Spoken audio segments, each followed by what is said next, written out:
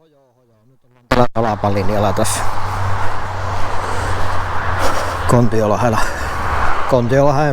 Kontiolahden puoltahan tää taittaa olla. Niin. Elikkä tarkoitus olisi kuvailla tätä Salapalinjaa. Me kävi äsken jo tuota kahtomassa tuon keskiraskas konekiväärikupu. Kävelläpäs vähän matkaa tätä Salapalinjaa, miten tästä tuonne. Tästä menisi tuo polku tuonne. Vettä sattaa nyt, mutta eipä se tätä GoProta hirveästi haattu.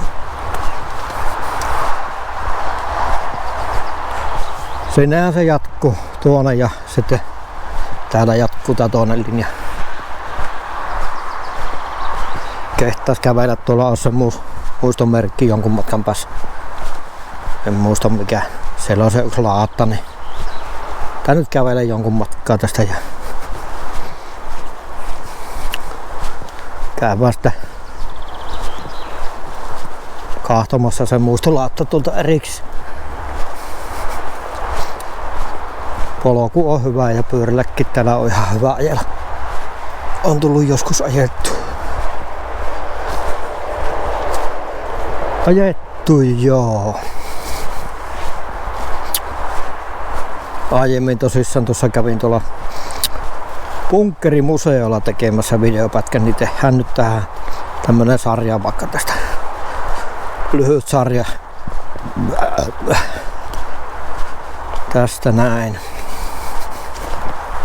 Ja se taas lopettaa se vesisotte.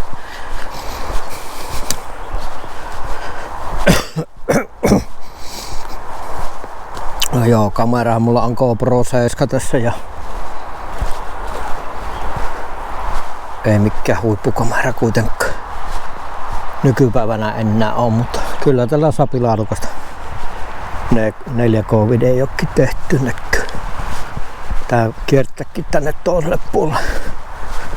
Tää polku, no kävellään tuonne, tuossa on se tie vähän matkan päässä. Polku. Tätä Salapalinjan reunaa. Höpötellään samalla jos jaksetta. Vähän samalla testi tullut tälle mikille. Mikille haluan sen testata sen takia, että tää on tämmönen haastattelumikki langallinen, niin ottaako se noita Kajaaninteen autojen ääniä ja kuuluuko lintujen äänet ja mitenkä tuo huohotus kuuluu ja muu. Tietää sitten, että käyttääkö sitä mikkiä vai siirtyykö langattomaan. Toistaiseksi ainakaan näille omille kuvauksille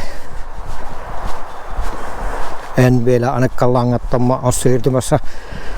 Mulla on tuo normaali järjestelmäkamerakin, niin siinä on sen verran hyvä mikrofoni, että Kerubissa joku aika sitten tuli testattu yhdellä keikalla sitä, että se ei kyllä ainakaan tarvii sitten isompia ja parempia mikrofonia välttämättä. Toki voisi sitä kokeilla täällä ulkoilmassa sitäkin, kun se on sääsuojattu ja 4K-video on sapi silläkin tehty. Mut höpötellään nyt, kun tullaan tätä tarinaa. Se tuntuu nykyisin vähän kiinnostavan nämä sota-aiheiset moniakin juttuja tai ainakin muistomerkit. No, joo. Kävellään nyt tästä ja kun me lähtisin kävelemään tuonne vanhalle varuskunta-alueelle, niin siellähän se jatkuisi sitten se linja. Mut käydään siinä lähellä ja jätetään toiselle päivälle se käynti sillä varuskunta-alueella sitten. Mutta tässähän tää nyt tekee tämmösen mutkan muistaakseni. Tullaan tähän pyörätielle. Tää tie mennään sinne. Tuolla on semmonen eteenpäin semmonen muistomerkki. Niin tää jatkuu sitten tuonne Tää linja jatkuu tuonne eteenpäin ja se muistoiko se mennä sinne muistomerkille asti.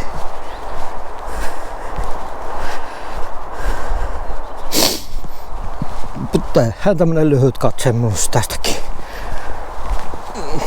tästäkin ja jos sitten tämä aihe vaikka esimerkiksi ihmisiä kiinnostaa, niin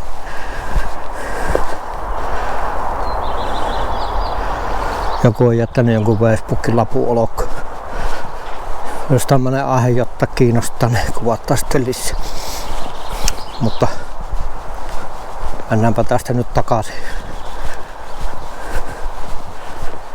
Takaisin sinne autolle ja siirrytään sinne. Vähän huono paikka jättää auto suohon, kun ei ole mikään parkkipaikka. Niin siihen kyltille.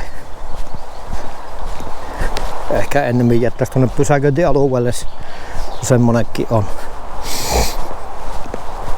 Tuo varmaan liittyy kanssa siihen jollain tavalla. Tuossa on tuommoista kumpuretta, niin onko siinä ojaa vai juoksuhauta? En muista kummin se oli. Se voisi olla kyllä tuommoinen joku suoja.